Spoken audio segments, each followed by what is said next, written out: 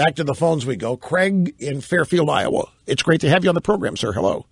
Well, thank you, Rush, for having me on your show. I've been listening to you from my days from the University of South Dakota back in the 90s, and you helped guide me through my college days and through my adult life. I'm glad that you hung in. I'm glad you're still there. I really am. Thank you. And second of all, I'd like to thank you for the books. We bought a set for my nephew, and what's really cool about it, that since we haven't got a set for my daughter yet, he and her set up times to FaceTime each other, and he'll read the books to her, and I can't wait to get her own books here shortly. It's such a special moment to watch those two share. How old are your kids? What's the age difference there? I have a 4-year-old daughter, and my nephew is 10. Oh, so the 4-year-old really not proficient enough at reading yet. Yeah, but he'll sit down and FaceTime each other, and they'll read the books together. That is so cool. Your 4-year-old knows how to FaceTime. Yep, she knows how to do more on the computer than I do. It's amazing. Isn't that cool? And as I said, I can't wait to get her own set of books so she can read them when she gets a little bit older, or I can read them to her as well. But getting back to what I really got past your man to get to talk to you is, I think Ted Cruz should be applauded for picking up Obamacare, and his colleagues in Congress should give up their Cadillac as our health care plan and face what today's citizens face. Like, my plan has increased so much that I have to drop my individual plan, but luckily I just got a new full-time job where I can get health insurance for my daughter and myself. Wait just a minute. Hold it just a second. Did you say you just got a full-time job? Yes. How many hours? It's going to be 36 hours. 36 hours full-time. Where did you get this? Did you get this job where you live, in Iowa? It's in Iowa, yes.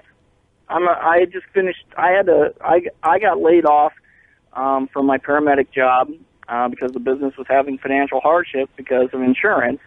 I went back to school, completed my RN degree, and got hired at a local hospital nearby. So you found a full-time gig as a nurse. You're an RN. I'm an RN now. Yep, and I finally can get full-time insurance through that company. So.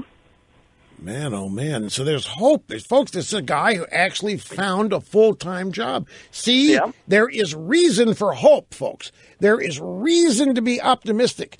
This is a guy who just did it, just found a full-time job in the Obama economy. I know it's hard. Look what all you had to do to get it, and it's only 36 hours, but nevertheless, you did it. Yep. And that's why I haven't got my daughter the books yet, because it's been financially strapping right now. But I'm glad she was able to FaceTime with my nephew so she can. Well, that's got to be your book. That's got to be cute. I mean, your son faced reading the books to your 4-year-old. Yeah, my nephew. Yeah. Nephew. Yep. Right. Oh, nephew versus daughter. Yep. Oh, I see. So a family member has the books, but you don't. No, I do not yet. Oh. I just got this job, and now I can get some money so I can go get the book. So it's working out, and part of it is just listening to you and. Well, we can't have this. Wait a minute. We cannot have this kind of intra-family rivalries. You hear this? What's going on here? The nephew has. What do you think? This is a blatant appeal to score some. No. And Nerdly say, he didn't say a thing about the books during the screening process. I don't doubt that. But here's what we're going to do. There's what I've detected is an intra-family rivalry here. I know how I felt when my cousin had more than I had growing up. Reverse Visa. I know how they lauded it over us. So we're going to fix it. You just hang on out there, Craig, and we'll send your daughter some goodies in addition to the books. Snurdly, bite the bullet in there. Don't worry.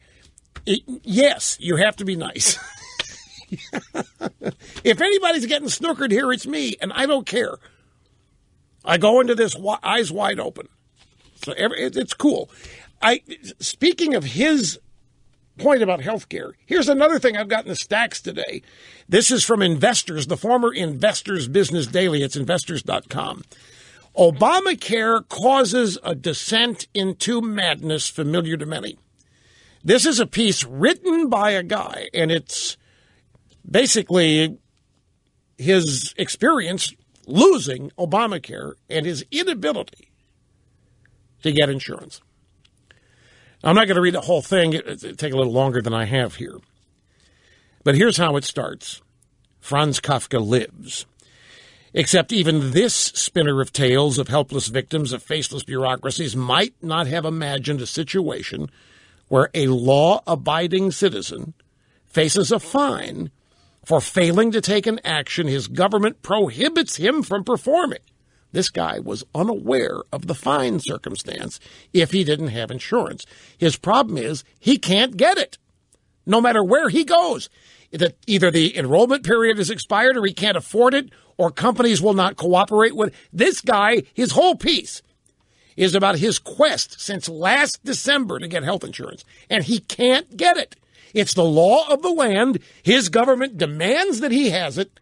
He can't get it and now has to pay a fine. That's essentially what he's writing about here. Last September, my insurer notified me that the health plan I'd had since 2009 would not be available as of January 1. No problem. In December, I called the insurance company, who informed me that, in fact, I could keep my plan. Except late in the day on Christmas Eve, I got a letter from the insurer explaining that that was a mistake, and I did have to apply for a new plan before December 31st. Okay, no problem. On December 30th, I spoke to another advisor who emailed an application and said that if I faxed it back immediately, I would have my new coverage as of January 1st. Except Anthem never acknowledged receipt of the fax, even after I emailed the advisor and no money was debited from my account. No problem. I was certain I had coverage and that a simple telephone call would clear up a harmless oversight, except that there are no simple calls to health insurers these days.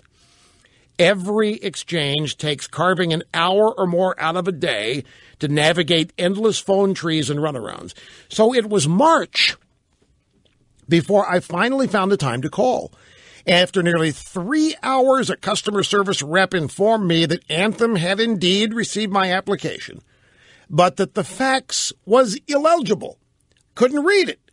Rather than track down the advisor whose name was in huge dark letters on the first page and look me up in their records or make any other effort to contact me, Anthem had simply canceled my coverage.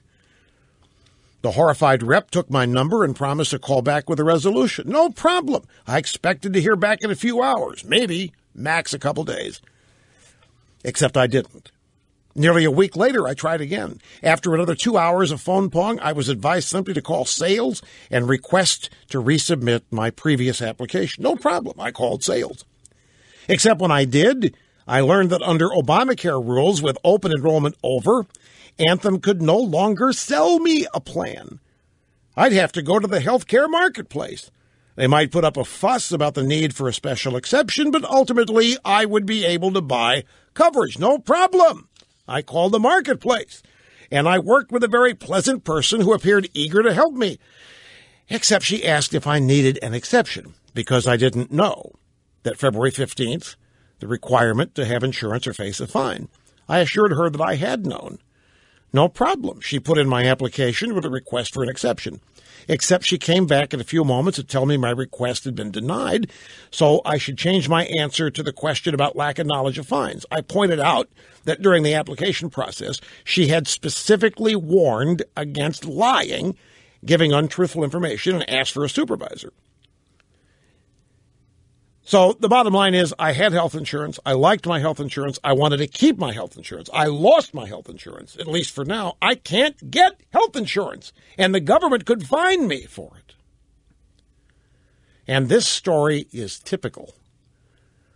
There are many people that are in this whirlwind here of trying to follow the law and being told that they have broken it, or dealing with reps that don't follow through.